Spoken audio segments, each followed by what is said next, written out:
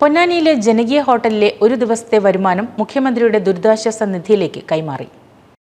വയനാടിന്റെ കണ്ണീരൊപ്പാൻ വിവിധ മേഖലകളിലുള്ളവർ സഹായഹസ്തവുമായി രംഗത്തെത്തുന്നതിനിടെ പൊന്നാനിയിലെ നഗരസഭയിലെ സമൃദ്ധി കുടുംബശ്രീ ജനകീയ ഹോട്ടൽ ഒരു ദിവസത്തെ വേതനം മുഖ്യമന്ത്രിയുടെ ദുരിതാശ്വാസ നിധിയിലേക്ക് നൽകി.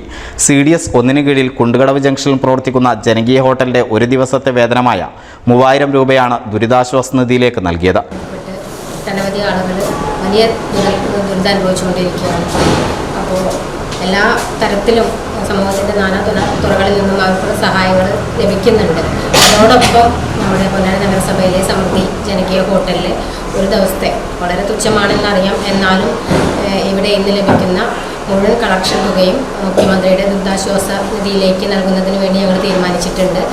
ഈ വിവരം ഞങ്ങളുടെ ഇവിടെ സ്ഥിരം കസ്റ്റമറായുള്ള ആളുകളെ അറിയിച്ചപ്പോൾ വളരെ നല്ല പിന്തുണയാണ് എല്ലാവരുടെയും ഭാഗത്തുനിന്ന് ലഭിച്ചത്. ഏറെ സന്തോഷത്തോടെ ഇന്ന് ലഭിക്കുന്ന തുക അവരുടെ മുഖ്യമന്ത്രിയുടെ ദുരിതാശ്വാസ നിധിയിലേക്ക് നൽകാൻ തീരുമാനിച്ചു.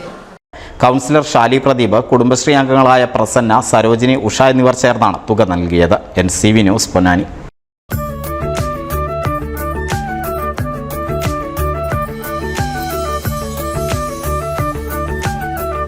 35 വർഷത്തെ വിശ്വസ്ത പാരമ്പര്യവുമായി എന്നും എപ്പോഴും കൂടെയുണ്ടെന്ന വിശ്വാസം. Basith wedding mall, Basith arcade, Poonkottukulam, Tirur.